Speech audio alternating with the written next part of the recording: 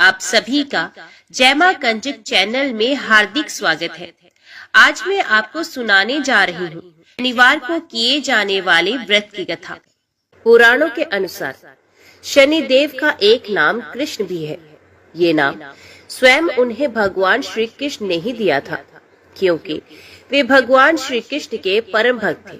सकंद पुराण के काशी खंड में एक वृतांत आता है कि छाया पुत्र शनिदेव ने अपने पिता भगवान सूर्यदेव से एक प्रश्न किया कि हे पिता, मैं ऐसा पद प्राप्त करना चाहता हूँ जिसे आज तक किसी ने भी प्राप्त ना किया हो। हे पिता, आपके मंडल से मेरा मंडल 7 गुना बड़ा हो, मुझे आपसे अधिक 7 गुना शक्ति प्राप्त हो, मेरे वेग का कोई भी सामना ना कर पाए, चाहे वे देव हो, असुर हो, दानव हो या सिद्ध साधक ही क्यों ना हो। आपके लोक से मेरा लोक 7 गुना ऊंचा है। दूसरा वरदान मैं ये प्राप्त करना चाहता हूँ कि मुझे मेरे आराध्य देव भगवान श्री कृष्ण के प्रत्यक्ष दर्शन हो तथा मैं भक्ति, ज्ञान, विज्ञान से परिपूर्ण हो सकूं। शनिदेव की ये बात सुनकर भगवान सूर्य प्रसन्न तथा गदगद हुए और उन्होंने कहा, हे पुत्र, मैं भी यही चाहता हूँ कि तू मेरे से भी 7 गुना अधिक शक्ति वाला हो। मैं भी तुम्हारे प्रभाव को सहन ना कर सकूं। इसके लिए तुम्हें तप करना होगा। तप करने के लिए तुम्हें काशी जाना होगा। वहां जाकर भगवान शंकर का घनघोर तप करना होगा और शिवलिंग की स्थापना करो तथा भगवान शंकर से मनोवांछित फलों की प्राप्ति करो। शनिदेव ने पिता की आज्ञा के अनुसार वैसा ही किया। भगवान शंकर की घोर तपस्या की। इस तपस्या से उनका शरीर पूर्ण रूप से जल गया। शनि की भक्ति को देखकर भगवान शिव बहुत ही प्रसन्न हुए और उनसे वरदान मांगने के लिए कहा। शनिदेव ने वरदान के रूप में मांगा कि वे चाहते हैं कि उनकी पूजा अपने पिता से अधिक हो, जिससे सूर्य देव को अपने प्रकाश का अहंकार टूट जाए। भगवान शिव ने शनिदेव को वरदान दिया कि तुम नवग्रहों में श्रेष्ठ होगे और पृथ्वी लोक पर न्यायाधीश के रूप में तुम लोगों को कर्मों के अनुसार फल प्रदान करोगे। इसलिए आज भी भगवान शिव के वरदान के अनुसार भगवान शनिदेव को न्यायाधीश के रूप में पूजा जाता है और सभी ग्रहों में उनका स्थान बहुत ऊंचा है। मोक्ष देने वाले एकमात्र शनिदेव जी ही हैं।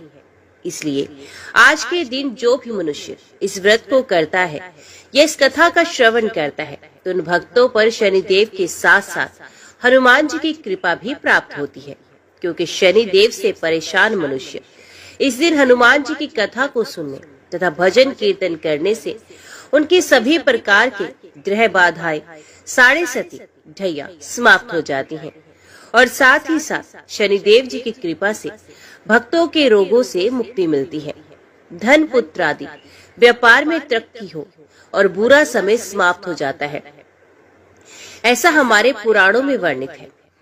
हे शनिदेव महाराज, हे भगवान बजरंगबली, जो भी भक्तगण इस कथा को सुन रहे हैं तथा हुंकारा भर रहे हैं, उनको सुख, शांति, समृद्धि प्राप्त हो। हे प्रभु, अपने भक्तों का कल्याण करना।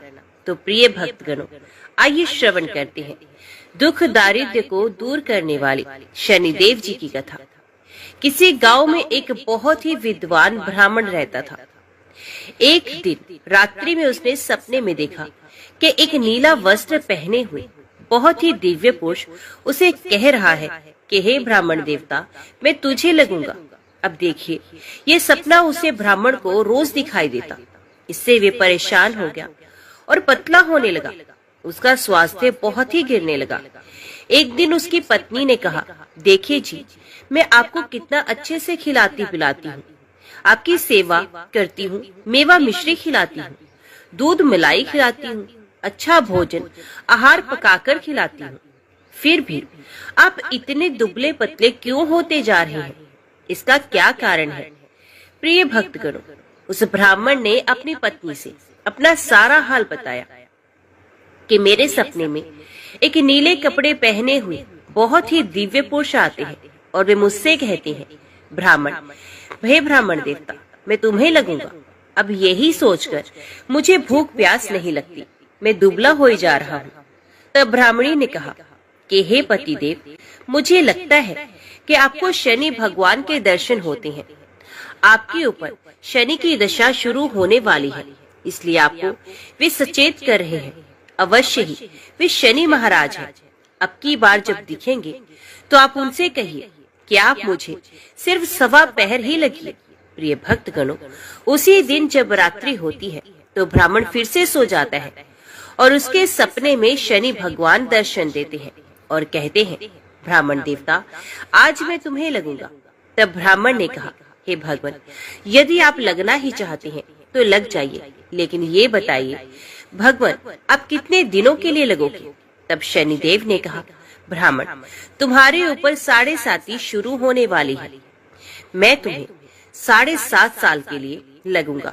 तब ब्राह्मण ने कहा, क्षमा करो भगवान, इतना भारी तो मुझे झेला नहीं जाएगा। 7.5 साल तो बहुत है। भगवान तब शनिदेव बोले, अच्छा 5 वर्ष के लिए लगूंगा। तब ब्राह्मण ने कहा, शनि महाराज, ये भी मेरे लिए ज्यादा है। शनि भगवान बोले, तो ठीक है, 2.5 साल का लग जाओ। ब्राह्मण ने फिर मना कर दिया। तब शनिदेव कहने लगे, 1.25 पहर का लगूंगा तो ठीक रहेगा। प्रिय भक्तों, उसे 1.25 पहर की शनि की दशा लग गई। ब्राह्मण ने नींद से उठते ही अपनी पत्नी से कहा, देखो, मेरे 1.25 पहर की शनि की दशा लगी है, सो मैं जंगल जाकर समय बिताऊं। तुम मेरे खाने पीने का सारा सामान बांध दो और मेरे पीछे किसी से लड़ना मत। घर में बैठी रहना, बच्चों को भी कहीं मत जाने देना और इस 1.25 पहर में किसी को गाली भी मत सुनाना। ऐसा कहकर ब्राह्मण देवता अपने घर से जंगल की ओर चल दिए। जंगल में ब्राह्मण एक पीपल के पेड़ के नीचे बैठ गया और हनुमान जी का पाठ करने लगा। 1 पहर बीत गया तो ब्राह्मण ने सोचा, बाकी का समय तो रास्ते में ही बीत जाएगा। सो वे वहां से चल दिया और रास्ते में चलते हुए उसे एक सब्जी मंडी दिखाई दी। उसने सब्जी मंडी में से एक बड़ा सा कद्दू खरीद लिया। कद्दू खरीद के अपने चादर में लपेट करके वहां से चल देता है। तभी रास्ते में शनि महाराज एक साधु का भेष बनाकर उसके पास आते हैं और कहते हैं, तुम्हारी चादर में क्या है? ब्राह्मण ने कहा, साधु महाराज, मेरे इस चादर में तो कद्दू है। साधु ने कहा, अच्छा कद्दू है तो दिखाओ।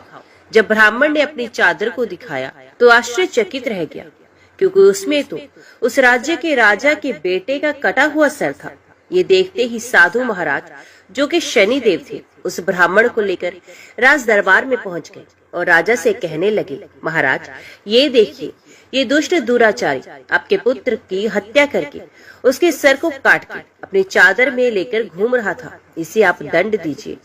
प्रिय भक्तगणों, राजा ने जब सुना कि उस ब्राह्मण ने उसके पुत्र को मार दिया है, राजा राजकुमार की हत्या कर दी है, तब राजा बहुत ही क्रोधित हुआ। उसने कहा, मुझे मत दिखाओ, मुझे ये सब देखा नहीं जाएगा। ये सैनिकों, तुम इसे तुरंत ले जाओ और इसे सूली पर चढ़ा दो। जब नगर में ये समाचार फैला कि राजा के पुत्र का सर कट चुका है, एक ब्राह्मण ने उसकी हत्या कर दी है, तो नगर में हाहाकार मच गया और उस ब्राह्मण को सैनिक सूली पर चढ़ाने के लिए ले गए। जब फांसी पर चढ़ाने वाले थे, तब जैसा कि नियम होता है, मरने वाले से उसके अंतिम इच्छा को पूछा जाता है, तो सैनिकों ने भी ब्राह्मण की अंतिम इच्छा को पूछा। सैनिकों ने कहा, हे ब्राह्मण देवता, बताओ तुम्हारी अंतिम इच्छा क्या है? प्रिय भक्तगणों, ब्राह्मण ने सोचा कि यदि किसी प्रकार कुछ समय तक के लिए फांसी रुक जाए तो शनि की दशा का 1.25 पहर पूरा हो जाएगा। ये सोचकर उसने कहा, भाई, मैं बचपन से ही नित्य बालाजी की कथा कहता सुनता आया हूँ। आज मरने से पहले अंतिम बार कथा कह लेने दो। अब क्या था, फांसी देने वाले सैनिकों ने उसकी आखिरी इच्छा पूर्ण होने तक फांसी रोक दी। कहानी कहते कहते 1.25 पहर पूरा हो गया। शनि की दशा खत्म हो गई। अब इधर देखिए, राजा का जो पुत्र था राजकुमार, वे जंगल से शिकार खेलकर वापस राजमहल में आ गया। राजमहल में राजकुमार को देखते ही राजा बहुत ही खुश हुआ, लेकिन मन ही मन उसे डर भी लगा। यदि उस निर्दोष ब्राह्मण को फांसी चढ़ा दिया गया तो ब्राह्मण हत्या का दोष लग जाएगा। अब क्या था, राजा ने 2 घुड़सवार को जल्दी से फांसी घर की तरफ दौड़ाया और ब्राह्मण को आदर सहित दरबार में आने का हुक्म दिया। ब्राह्मण राज दरबार में उपस्थित हुआ तो राजा ने क्षमा याचना मांगते हुए कहा, आपके बगल में जो चादर उसे खोल के दिखाओ। राजा की आज्ञा के अनुसार ब्राह्मण ने चादर खोली तो उसमें कद्दू था। राजा ने ब्राह्मण को बहुत सा धन दिया और पूछा, हे ब्राह्मण देवता, मुझे ये समझ में नहीं आया, इस सब के पीछे क्या रहस्य है? ये सब क्यों हुआ? आखिर ये सब था क्या? तब ब्राह्मण ने कहा, हे महाराज, मुझे 1.25 पहर के लिए शनि की दशा लगी थी, इसलिए ये सब कुछ हुआ। राजा ने कहा, हे ब्राह्मण, शनि की दशा किस प्रकार टल सकती है? ब्राह्मण ने कहा, हे राजन, यदि राजा या सेठ को ये दशा लगती है तो काला हाथी या काला घोड़ा दान करना चाहिए। गरीब को शनि की दशा लगती है तो पीपल की पूजा करे और बोले, साचा शनिचर कहिए, जाके पाओ सदा ही पढ़िए। शनि की कहानी सुने, तिल तेल और काला उर्द आदि का दान करे। काले कुत्ते को तेल चुपड़ी रोटी खिलाए तो शनि की दशा उतर जाएगी। अब देखिए, राजा ने उस ब्राह्मण को कद्दू वापस कर दिया। अब घर आकर ब्राह्मण ने कद्दू अपनी पत्नी को दे दिया। जब उसकी पत्नी ने सब्जी बनाने के लिए उस कद्दू को काटा तो उसके बीजों की जगह हीरे मोती निकलने लगे। ब्राह्मणी ने पूछा, हे पति देव, ये सब क्या है? इसमें से तो हीरे मोती कैसे निकल रहे हैं? इसे कहाँ से लाए हो? तब ब्राह्मण ने कहा, हे प्रिय, जब शनि की दशा लगी थी तो ये कद्दू राजकुमार का सर बन गया था। जब दशा उतरी है तो शनि जी ने कैसे निहाल कर दिया, हमें मालामाल कर दिया। हे शनि देवता, जैसे ब्राह्मण को शनि की दशा लगी वैसे किसी को शनि की दशा ना लगे। जैसे ब्राह्मण को धन दौलत मिला वैसे सबको धन दौलत मिले, तथा कहानी कहते सुनते हुंकार भरते सबको मिले। सूर्यदेव के पुत्र भगवान शनिदेव को न्याय और कर्मों का देवता माना जाता है। शनि ग्रह अशांत हो जाए तो जीवन में कष्टों का आगमन शुरू हो जाता है, क्योंकि उनको काफी गुस्सेल ग्रह बताया गया है। शनि किसी के भी जीवन में उथल पुथल मचा सकते हैं। नवग्रहों में शनि देव केवल उन्हीं लोगों को परेशान करते हैं जिनके कर्म अच्छे नहीं होते। जिन लोगों पर भगवान शनिदेव मेहरबान होते हैं उसे धन धान्य से परिपूर्ण कर देते हैं। ज्योतिष शास्त्र के मुताबिक शनिदेव एक ही राशि में 30 दिनों तक रहते हैं। हम शनि की पूजा करते हैं। शनिदेव के बारे में तो बहुत सी बातें कही और सुनी जाती हैं, लेकिन शनिदेव की पत्नी के बारे में बहुत कुछ नहीं कहा जाता। क्या आपको पता है कि शनिदेव की पत्नी कौन थी और किस तरह से उनका विवाह हुआ था? आइए धर्मशास्त्रों के मुताबिक हम जानने की कोशिश करते हैं कि शनिदेव का विवाह कब और कैसे हुआ था। धार्मिक मान्यता के अनुसार शनिवार का दिन उनको प्रसन्न करने के लिए विशेष महत्व रखता है। ऐसी भी मान्यता है कि अगर शनिवार के दिन शनिदेव के साथ ही उनकी 8 पत्नियों के नाम का जाप कर ले तो जीवन में बड़े से बड़े संकट भी टल जाते हैं। धर्मशास्त्रों में कहा गया है कि जो भी व्यक्ति शनिदेव की पत्नियों का नाम जप करता है उस पर भी शनिदेव अपनी कृपा बरसाते हैं। शनिदेव को उनकी पत्नी ने ही शाप दिया था। आज तक इस शाप ने शनिदेव का पीछा नहीं छोड़ा, जिसके कारण वे सर झुकाकर चलते हैं। जानते हैं कि शनिदेव की पत्नी और इस पौराणिक कथा के बारे में सुनने से पहले जाने कि शनिदेव की पत्नियां कितनी हैं और कौन है शनिदेव की 8 पत्नियां। धार्मिक मान्यताओं के अनुसार शनिदेव की कुल 8 पत्नियां हैं। ध्वजिनी, धामिनी, कंकाली, कलहप्रिया, कंटकी, तुरंगी, महिषी और अजा। कुछ जगहों पर नीलिमा को शनि की दूसरी पत्नी माना जाता है। नीलिमा शनि की शक्ति थी और उनके पास ब्रह्म की 5वें सर की ताकत थी। धामिनी एक गंधर्व कन्या थी। आइए अब जानते हैं शनिवार की कथा।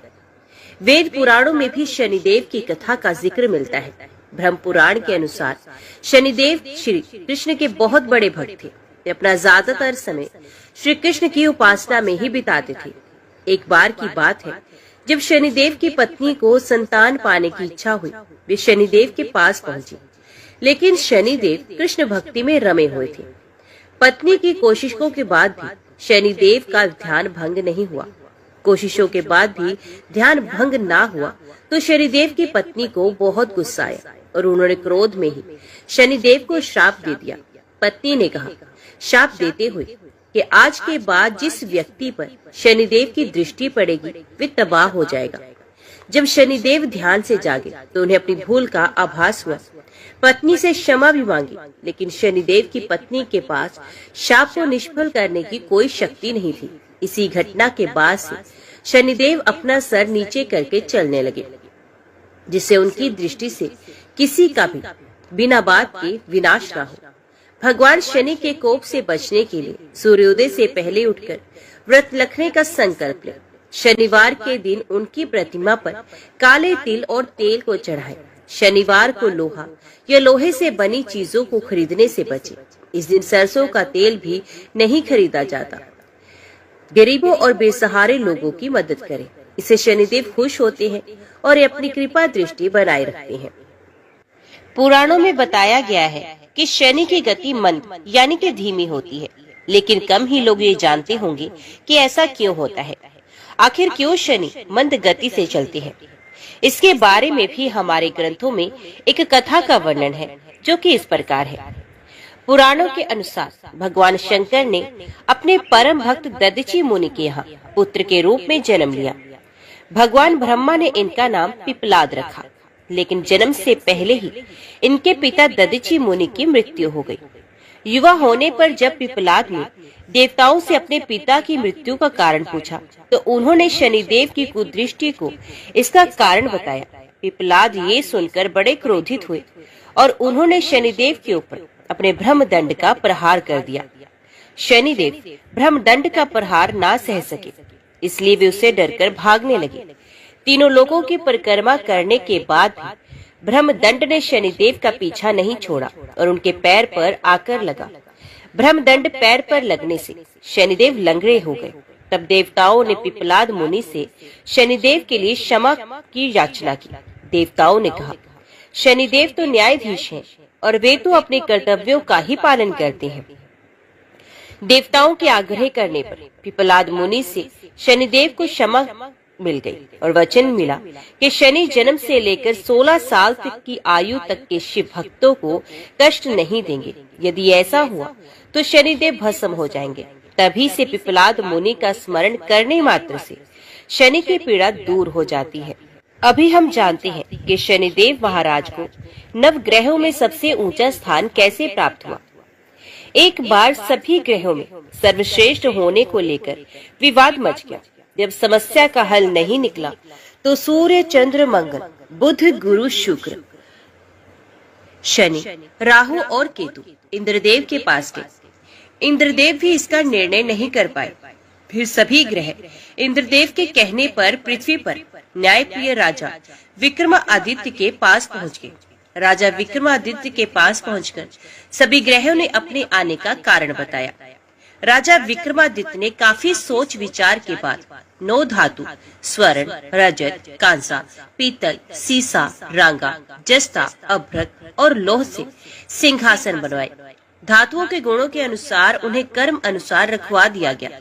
फिर ग्रहों से अपने अपने सिंहासन पर बैठने को कहा और बोले कि जो सबसे पहले बैठेगा वही श्रेष्ठ होगा। राजा विक्रमादित्य के निर्णय को सुनकर शनिदेव क्रोधित हो गए, क्योंकि उनका आसन लोहा सबसे आखिर में रखा हुआ था। स्वयं को सबसे छोटा जानकर वे नाराज हो गए। शनिदेव ने चेतावनी के अंदाज में कहा कि राजा, आपने मेरा अपमान किया है। आप मेरी शक्तियों से परिचित नहीं हैं। शनि की महादशा में व्यक्ति का सर्वनाश हो जाता है। शनिदेव क्रोध में राजा की सभा में से चले गए। लेकिन कुछ दिन बाद राजा विक्रमादित्य पर शनि की दशा शुरू हो गई।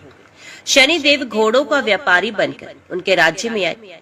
राजा विक्रमादित्य उनके घोड़े खरीदने का आदेश देने लगे। एक बार राजा विक्रमादित्य उनमें से एक घोड़े पर सवारी कर रहे थे, तो वो घोड़ा उन्हें जंगल में ले गया और गायब हो गया। भूखे प्यासे राजा को एक चरवाहे ने पानी पिलाया, तो राजा ने उसे अंगूठी दे दी और राज्य में जाने का रास्ता पूछा। नगर में आकर राजा विक्रमादित्य एक सेठ के यहाँ आराम कर रहे थे। राजा के कुछ देर वहाँ बैठने पर सेठ की बहुत कमाई हुई। उसने उन्हें भाग्यवान व्यक्ति समझा और अपने घर पर रख लिया। सेठ के घर में सोने का हार खूंटी पर टंगा था। सेठ घर से बाहर गया तो एक आश्चर्यजनक घटना घटी। अचानक ही हार गायब हो गया। सेठ ने राजा पर चोरी का इल्जाम लगा दिया और नगरी के राजा ने राजा विक्रमादित्य के हाथ पैर कटवा दिए। एक तेली को राजा विक्रमादित्य की दशा पर दया आ गई। इसके बाद राजा विक्रमादित्य पर शनि की महादशा खत्म हो गई। वर्षा ऋतु में वे मल्हार गा रहे थे। उस राज्य की राजकुमारी मनभावनी ने राजा के मेघ मल्हार सुनकर मोहित हो गई और उसे विवाह करने की जिद करने लगी। राज्य के राजा ने बेटी के विवाह राजा विक्रमादित्य से करवा दिया। वे दोनों तेली के घर में रहने लगे। एक रात शनिदेव ने राजा विक्रमादित्य को स्वप्न में दर्शन दिए और कहा कि तुमने मुझे सबसे छोटा होने का प्रमाण दिया था, देख लिया। तब राजा विक्रमादित्य ने शनिदेव से क्षमा मांगी और कहा कि उनके जैसा दुख किसी को न दे। शनिदेव ने कहा कि जो उनकी कथा का श्रवण करेगा और व्रत को रखेगा उसे शनि की दशा में कोई दुख नहीं होगा। शनिदेव ने राजा विक्रमादित्य के हाथ और पैर वापस कर दिए। शनिदेव के चमत्कार से सेठ का हार भी वापस अपनी जगह पर लौट आया। सेठ की सारी बात पता चली तो उसने अपनी बेटी श्रीकंवरी का विवाह भी राजा विक्रमादित्य से ही कर दिया। राजा विक्रमादित्य अपनी 2 पत्नियों मनभावनी एवं श्रीकंवरी के साथ अपने राज्य पर लौट आए। राजा विक्रमादित्य पूरे राज्य में घोषणा की कि शनिदेव ही सब ग्रहों में सर्वश्रेष्ठ है। शनिवार को शनिदेव की पूजा, कथा और व्रत करने वालों पर वे प्रसन्न होते हैं। शनिदेव के जन्म कथा में उनके दायित्वों और कर्तव्य के प्रति निष्ठा, इसके साथ ही लोगों से इनकी अपेक्षा का संकेत मिलता है। इसके अलावा शनिदेव के व्यक्तित्व के विकास की भी झलक मिलती है। इसलिए शनिदेव की जन्म कथा को सभी को सुनना चाहिए। भगवान शनिदेव की जन्म कथा का धार्मिक ग्रंथों में अलग अलग वर्णन है। कुछ ग्रंथों में शनिदेव का जन्म ज्येष्ठ माह की अमावस्या के दिन, तो कुछ ग्रंथों में शनिदेव का जन्म भाद्रपद शनि अमावस्या के दिन माना जाता है। वही कैलेंडर में अंतर में दक्षिण भारत में ये वैशाख अमावस्या के दिन ही मना लिया जाता है। एक कथा के अनुसार शनिदेव का जन्म ऋषि कश्यप के अभिभावकत्व यज्ञ से हुआ था, लेकिन सकंद पुराण में शनिदेव के पिता का नाम सूर्य और माता का नाम छाया बताया गया है। शनिदेव की माता का नाम स्वर्णा भी बताया जाता है। आइए जानते हैं पूरी कथा। शनिदेव के जन्म की कहानी के अनुसार राजा दक्ष की कन्या संज्ञा, कुछ जगह देव शिल्पी विश्वकर्मा को इनका पिता बताया जाता है। उनका विवाह सूर्यदेव से हुआ था। संज्ञा सूर्यदेव के तेज से परेशान रहती थी। इससे वे सूर्यदेव की अग्नि से बचने का मार्ग तलाश रही थी। इस बीच दिन पर दिन बीत रहे थे। तब तक संज्ञा ने वैवस्वत, मनु, यमराज और यमुना नाम की 3 संतानों को जन्म दिया। एक दिन संज्ञा ने फैसला किया कि वे तपस्या कर सूर्यदेव के तेज को सहने में सक्षम होगी, लेकिन बच्चों के पालन में कोई दिक्कत न आए और सूर्यदेव को उनके फैसले की भनक न लगे। इसके लिए संज्ञा ने अपने तप से अपनी ही तरह की एक महिला को पैदा किया और उसका नाम स्वर्णा रखा। ये संज्ञा की छाया की तरह थी, इसलिए इसका नाम छाया भी है। संज्ञा छाया को बच्चों और सूर्यदेव की जिम्मेदारी देकर तप के लिए चली गई और ये राज किसी और को ना पता चले, ये निर्देश भी दे गई। स्वर्णा के संज्ञा की छाया होने से सूर्यदेव के तेज से परेशानी नहीं होती थी। इस बीच स्वर्णा ने भी सूर्यदेव की 3 संतानें मनु, शनिदेव, भद्रा को जन्म दिया। कहा जाता है जब शनिदेव छाया के गर्भ में थे तो छाया भगवान शिव का कठोर तप कर रही थी। भूख, प्यास, धूप, गर्मी सहने के कारण उसका प्रभाव छाया के गर्भ में पल रही संतान यानी कि शनिदेव पर भी पड़ा। इसके कारण शनिदेव का जन्म हुआ तो उनका रंग काला था। ये रंग देखकर सूर्यदेव को लगा ये तो उनका पुत्र है ही नहीं। उन्होंने छाया पर संदेह करते हुए उन्हें अपमानित किया। माँ के तप की शक्ति शनिदेव में आ गई थी। माँ का अपमान देखकर उन्होंने क्रोधित होकर पिता सूर्यदेव को देखा तो सूर्यदेव काले पड़ गए और उनको कुष्ठ रोग हो गया। अपनी ये दशा देखकर घबराए हुए सूर्यदेव भगवान शिव की शरण में पहुँचे। तब भगवान शिव ने सूर्यदेव को उनकी गलती का एहसास कराया। सूर्यदेव को अपने किए का पश्चाताप हुआ। उन्होंने क्षमा मांगी। तब कही उन्हें फिर से अपनी असली रूप वापस मिला। लेकिन इस घटना के चलते पिता और पुत्र का संबंध हमेशा के लिए खराब हो गया। यूं तो हनुमान जी की कई महान कथाएं हैं, लेकिन हम आपको यहाँ बताने जा रहे हैं हनुमान जी और शनिदेव से जुड़ी हुई कुछ कथाएं। भगवान शनि खुद को बहुत शक्तिशाली मानते थे और उन्हें इस बात का घमंड भी हो गया था। लेकिन जब हनुमान जी से ऐसा हुआ उनका सामना, तो वहाँ क्या हुआ, चलिए जानते हैं इन कथाओं के जरिए।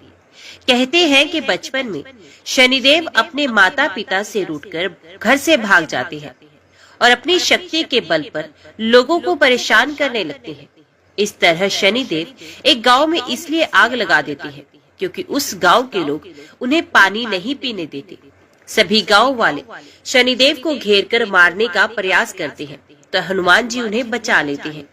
लेकिन शनिदेव इस एहसान को नहीं मानते और हनुमान जी से कहते हैं कि तुम्हें मेरे रास्ते में नहीं आना चाहिए था। हनुमान जी कहते हैं, अब तुम सीधे अपने पिता के पास जाओ। लेकिन शनिदेव उनसे वाद विवाद करने लगते हैं। फिर दोनों में गदा युद्ध होता है।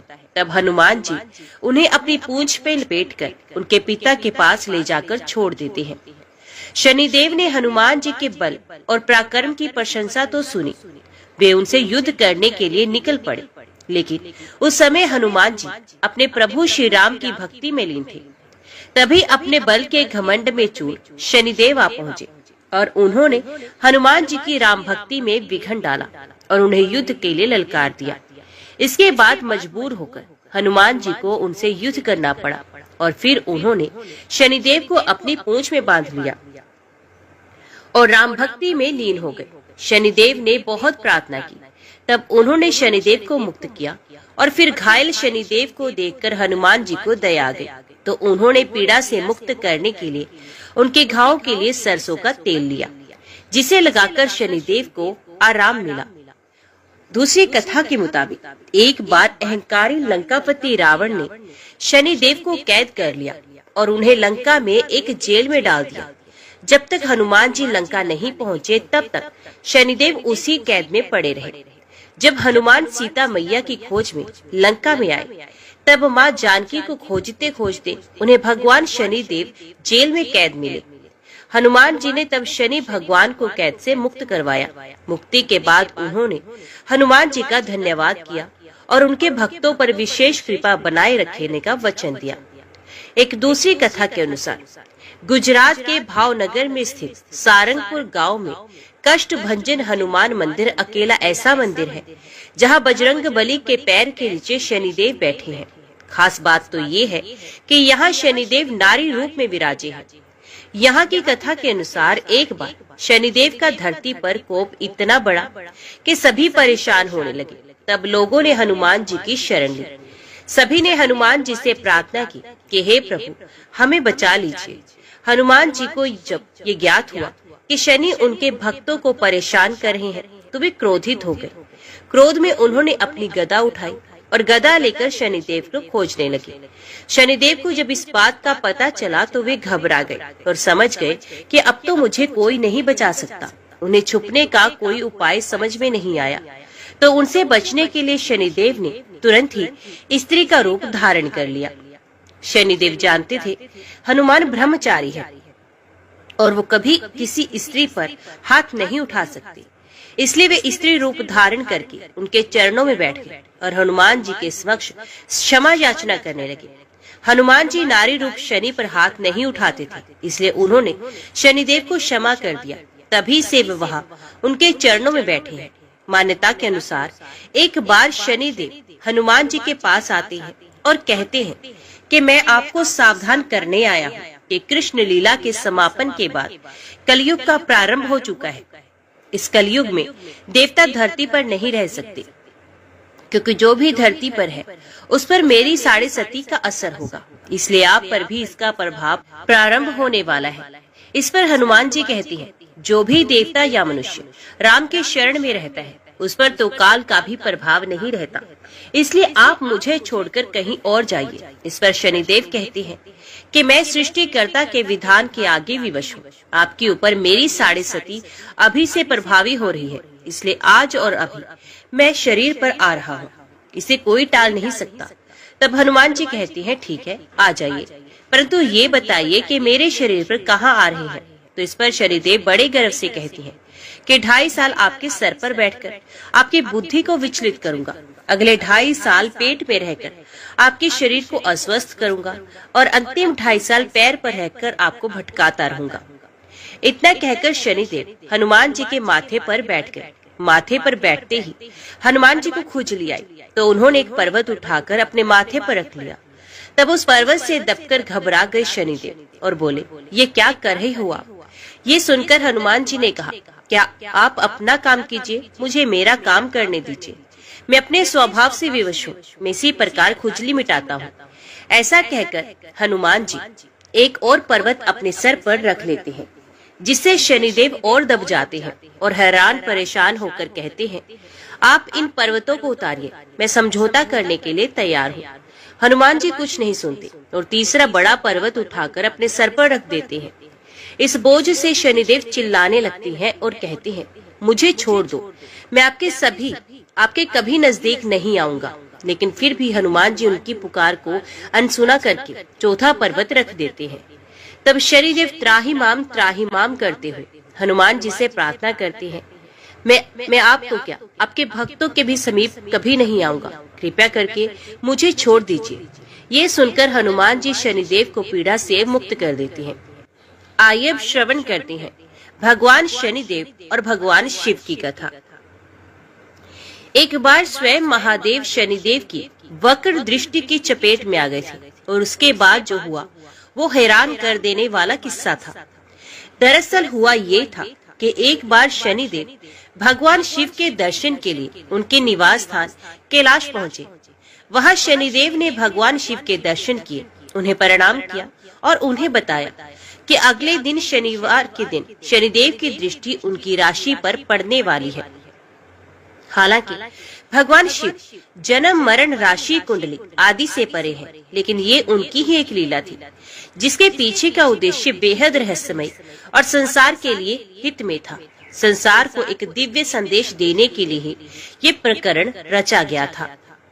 बहरहाल कथा पर उन्हें लौटते हुए बता दें कि जब शनिदेव ने महादेव के सामने ये बात कही तो भगवान शिव ने शनिदेव से पूछा कि उनकी राशि में कितने समय के लिए रहेंगे और उनकी वक्र दृष्टि का प्रभाव कैसा होगा। शनिदेव ने उन्हें विस्तार से अपनी वक्र दृष्टि के समय और प्रभाव के बारे में बताया। तब महादेव ने शनिदेव की दृष्टि से बचने के लिए एक युक्ति लगाई और अगले दिन शनिदेव के कैलाश पहुंचने से पहले ही वे पृथ्वी लोक पर आ गए।